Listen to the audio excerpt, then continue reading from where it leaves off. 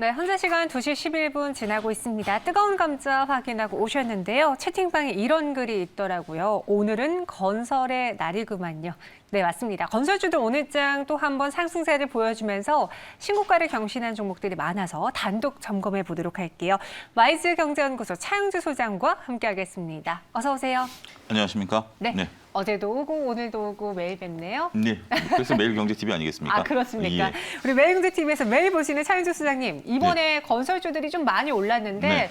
저희가 먼저 대표적인 종목을 찝어보고 그다음에 건설 업황을 살펴볼게요. 첫 번째 대우건설은 매각설이 자꾸 나오면서 네. 주가를 떨어뜨리지 않고 있는 듯한 모양새예요. 예, 그렇습니다. 대우건설 같은 경우 현재 지금 매각을 위한 그 얘기가 나오고 있는데 현재 지금 산업은행이 보유하고 있는 기업들이 뭐 상당수 있죠. 이런 기업들을 산업은행 입장에서는 좋은 입찰자가 나오면 좋은 가격에 매각하는 게 은행 입장에서 본다면 이익이고 또 산업은행의 지분을 가장 많이 소유하고 있는 게 정부 아니겠습니까? 따라서 정부에 있어서도 이렇게 기업들을 잘 살릴 수 있는 계기가 된다라고 말씀드릴 수가 있겠죠.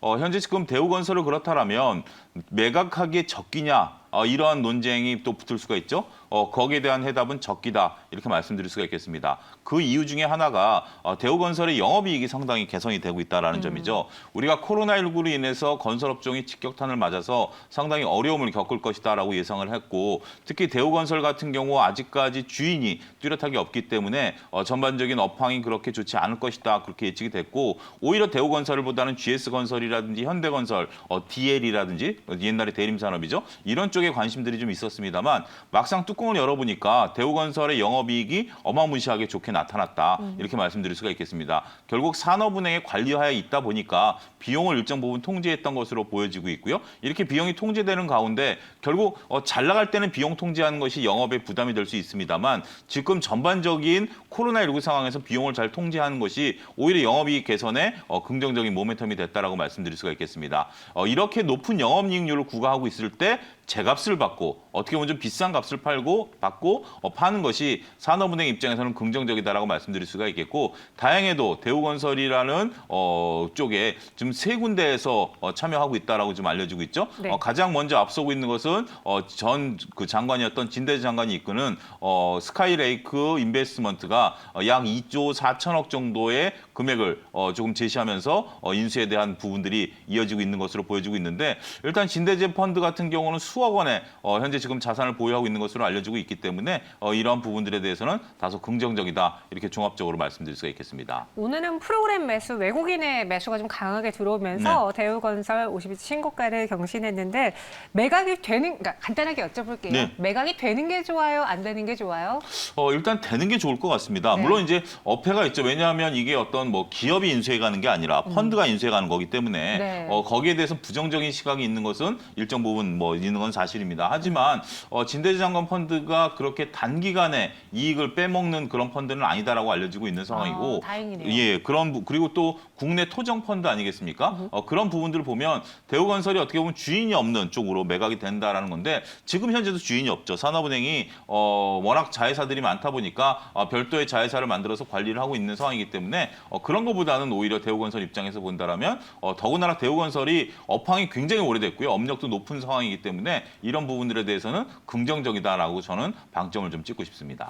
뭐 대우건설만의 주가 상승은 아닙니다. 건설주 전체적으로 흐름이 좋은데 여기에 매각이라는 이슈까지 더해지니까 이 종목이 더 매력적인가라고 투자자분들이 생각하실 수 있을 것 같아요. 오늘 7,250원에 52주 신고가를 경신했고 기관은 꾸준한 순매수를 보여줬는데 차영석 소장님이라면 지금 이 가격에서 더 들고 가시겠어요? 아니면 일단 좀 매도하시겠어요? 일단 건설업종 같은 경우는 업황이 앞으로도 계속해서 호조세를 보일 가능성이 높다고 보이기 때문에 저는 충분히 들고 갈 수 있고 신규 편입도 가능하다. 이렇게 좀 말씀드리고 싶어요. 지금 현재 7,000원대 가격대인데 일단 저는 뭐 10,000원대까지는 충분히 상승 여력은 열려 있다. 특히 이번에 주택이라든지 이런 것들 그리고 어찌됐든 지금 뭐 야당이 보궐선거에서 승리를 하고 좀 말을 바꾸는 뭐 아무래도 뭐 정부와 좀 삐그덕거림이 있기 때문에 원활치는 않겠습니다만 이런 부분들이 이슈화될 가능성이 있고 이렇게 된다면 건설업종 같은 경우 새로운 모멘텀을 받을 가능성이 높다라고 보면 지금 신규 편입도 가능하다고 보고요. 목표가는 10,000원까지 좀 보고 있는 상황이다라고 말씀드릴 수가 있겠습니다. 네, 대우건설 10,000원의 목표 주가, 손절 시가는 6,500원 제시해드렸습니다. 매각 이슈가 있고 그리고 올해 증권가에서 정말 최선우주로 많이 언급했던 건설사가 GS건설 그리고 현대건설인데 네. GS건설은 저희가 방송에서 많이 다뤄봤거든요. 예, 저도 GS건설을 좀 무게중심을 뒀는데 네. 뚜껑을 열어보니까 이게 그러니까 그 부분도 말씀을 드려야 되는 게 네. 스토리와 결국 그 실적은 다르다라는 겁니다. 제가 GS건설을 제 개인적인 견해로 봤을 때 우리가 그 아무래도 뭐 여성분이니까 물론 뭐 모두가 다 그렇죠. 아파트 브랜드 선호라는 게 있지 않습니까? 네, 네. 브랜드 선호 1위가 어딘지 아십니까? 자이요. 그렇죠. 자이입니다. 이게 바로 GS건설의 자이에 대한 부분들 아니겠습니까? 그전에는 이제 삼성 브랜드라든지 현대 브랜드였는데 이제는 단연코 자이죠. 그렇기 때문에 그러한 재개발, 재건축을 한다라면 지금 만약에 내가 재개발, 재건축한다라고 한다라면 내 아파트에 대한 브랜드를 그러면 동일한 조건이라면 브랜드가 있는 쪽으로 선택하겠죠. 그렇죠. 그래서 자이에 대한 기대감이 컸었는데 막상 뚜껑을 열어보니까 재개발, 재건축에서 영업이익, 그러니까 돈을 남기는 쪽은 대우건설이 가장 높은 돈을 남겼다. 이렇게 설명을 드릴 수가 있겠습니다. 아, 그렇군요. 이 브랜드에 갖고 있는 아이덴티티 그리고 소비자들, 그러니까 부동산 사는 사람들이 소비자라고 봤을 때 네. 그들에게도 또 그 브랜드가 큰 몫을 할 텐데 현대건설의 경우에도 나쁘지 않습니다. 그렇습니다. 힐스테이트 같은 경우도 네. 그렇게 선호도가 떨어지는 브랜드는 아니다. 근데 아쉬운 것은 대우 그러면 어떤 브랜드인지 기억나시나요? 대우요? 푸르지오. 그러니까 이게 맞죠? 한 번 좀 더 고민해 봐야 되는 거죠. 우리가 이제 뭐 GS건설이라든지 현대건설, 삼성 같은 경우는 바로바로 나오지만 맞아요. 롯데 같은 경우도 네. 그렇고 하지만 대우 뭐였지? 이렇게 한번 생각한다라는 것이 일단 뭐 이런 것들이 아파트 가격을 냉정하게 또 관리를 한다 이런 부분들도 언급해드릴 수밖에 없겠죠. 그럼 현대로 넘어가 볼게요. 예. 뭐 요새는 아크로인데 레미안 아님 이렇게 하시는 분도 있는데 이건 뭐 개인적인 의견이니까 그렇죠. 저희가 예. 다 아우르지 못하고 예. 현대 쪽으로 넘어가면 저는 개인적으로 그렇게 생각합니다. 현대와 GS건설을 탑픽으로 꼽은 그런 증권사들의 의견을 쫙 봤을 때 네. 국내에서도 잘하지만 코로나 끝나고 나서 해외에서도 잘 해낼 거다. 요 점을 좀 프리미엄으로 주는 것 같더라고요. 근데 저는 그게 프리미엄인지는 한번 고민해 봐야 된다. 왜요? 이렇게 좀 말씀드릴 수가 있겠습니다. 우리가 이제 건설사들이 돈을 남기는 것은 세 가지입니다. 크게 일단은 공공은 크게 돈이 안 돼요. 네. 이거는 딱 가격이 정해져 있기 때문에 공공은 돈이 안 돼요. 가장 돈이 되는 것은 국내입니다. 국내에서 특히 가장 좋은 것은 자기네 땅에 자기가 개발하는 것은 정부에서 한때 원가 공개까지 이슈가 됐었던 건데 원가 공개가 안 되고 있죠. 여기서 얼마가 이익이 남는지 모르겠습니다만 이게 어마무시한 이익을 남기는 건 사실입니다. 해외는 글쎄입니다. 환의 영향도 있고요.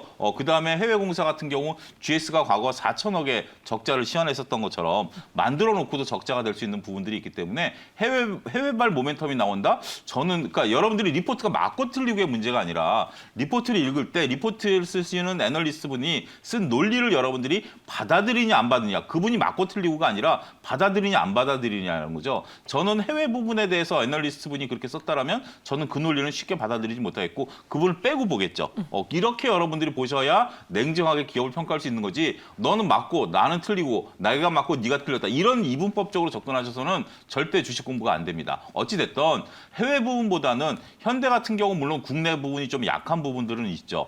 하지만 지금 현재 나오고 있는 게 리비아에 다시 재진출하겠다라는 뉴스도 있고요. 여러 가지 부분은 어찌 됐든 뭔가 해낸다라는 것은 지금 코로나19 팬데믹 상황에서 답답한 상황에서 이를 벗어나고자 한다라는 그러한 욕구가 충분하다라고 말씀드릴 수가 있겠고 뭐 현대건설이라는 국내 브랜드도 현대건설이라는 국내의 자체 공사 같은 경우도 계속해서 이루어지고 있는 대기업 단위이기 때문에 건설업종 특히 일부 건설 애널리스트 분들 같은 경우는 향후 2, 3년은 우리나라 건설업계에 있어서 호황이 지속될 가능성이 높다 이렇게 보는 시각도 분명히 있거든요. 이러한 전반적인 건설업계의 호황과 맞물리게 된다라면 그중에 대장주는 누가 되겠냐라고 봤을 때 GS라든지 현대 이런 것들이 끌고 가고 그 밑에 단에 따라가는 게 바로 DL이라든지 대우건설 이런 것들이 따라가는 부분들이 있지 않겠는가 이렇게 정리를 해드릴 수가 있겠습니다. 현대건설의 차트를 항상 제가 일봉으로 보다가 지금 네. 한번 연봉으로 봐봤습니다. 네. 작년에는 물론 코로나 여파도 컸고 워낙 경기가 좋지 않았기 때문에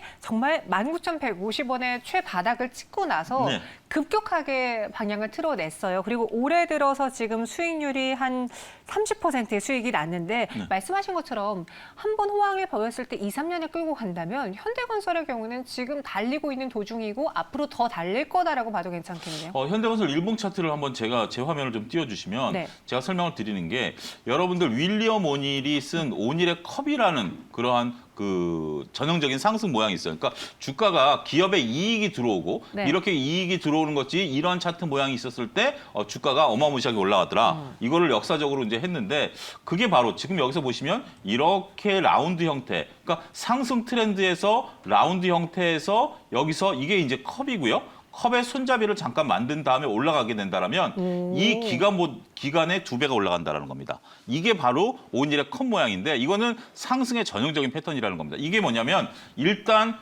1차 상승을 했고 가격 조정을 충분히 받았고요. 여기서 저항대, 이때 물리신 분들이 매물이 나왔지만 거래량은 별로 없었죠. 하지만 거래량이 새롭게 분출하면서 이렇게 우상한다는 것은 전형적인 상승 모양이다. 이건 교과서적인 모양이다라고 저는 딱 보는 순간, 현대건설 보는 순간 이거 교과서적인 모양이다라는 인식을 딱 받았어요. 그렇게 본다라면 우리가 기본적 분석 됐죠. 네. 지금 현재 현대건설이 앞으로 영업이익이 늘어날 것이다. 기술적 분석 됐죠. 그렇다면 기본적 분석과 기술적 분석이 결합된 현대건설의 모양을 본다라면 충분히 상승 여력은 열려 있다. 그렇게 좀 말씀드릴 수가 있겠습니다. 역시 제 눈엔 보이지 않았던 이 컵의 손잡이 부분을 우리 네. 전문가 차영주 소장님은 포착을 하셨습니다. 네. 기술적인 측면에서도 매력적이다. 그럼 현대건설의 목표 주가를 6만 원, 손절가를 4만 5천 원 제시해 주셨네요.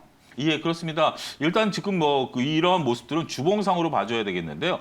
주봉상으로 본다라면 고점은 79,400원, 8만 원 수준입니다만 6만 원대의 언저리까지 지금 상승 여력은 열려 있다라고 보여지고요. 거기까지는 매물대가 없습니다. 6만 원 이상서부터 7만 원대까지는 직전 거래량의 매물대들이 있기 때문에 일단 1차적으로 6만 원까지는 상승 여력은 충분히 열려 있다. 이렇게 설명을 드릴 수가 있겠습니다. 건설만 볼 게 아니라 물론 이 현대건설, 대우건설 네. 외에도 다른 건설 또 중소형 건설사들도 많잖아요. 네. 그런 건설사를 보시는 분도 있을 테고 하츠, 대림비행코 이런 건자재 혹은 인테리어 관련주를 네. 보시는 분들 많을 텐데 건설업을 보고 있는 이쪽 건자재 쪽을 보고 있는 분들을 위해서 지금 가장 큰 핵심 키워드는 이거다.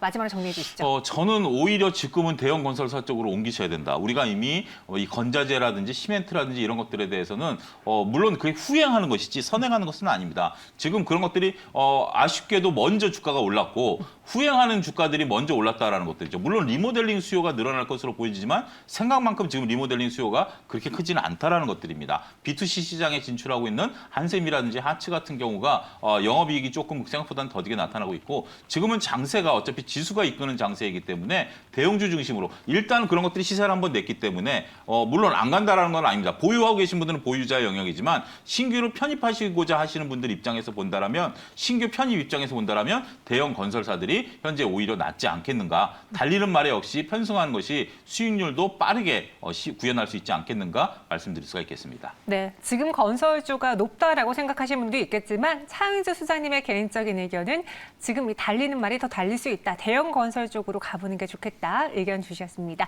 여기서 단독 점검 마무리해 보겠고요. 지금까지 차은주 소장 함께했어요. 고맙습니다. 감사합니다. 감사합니다.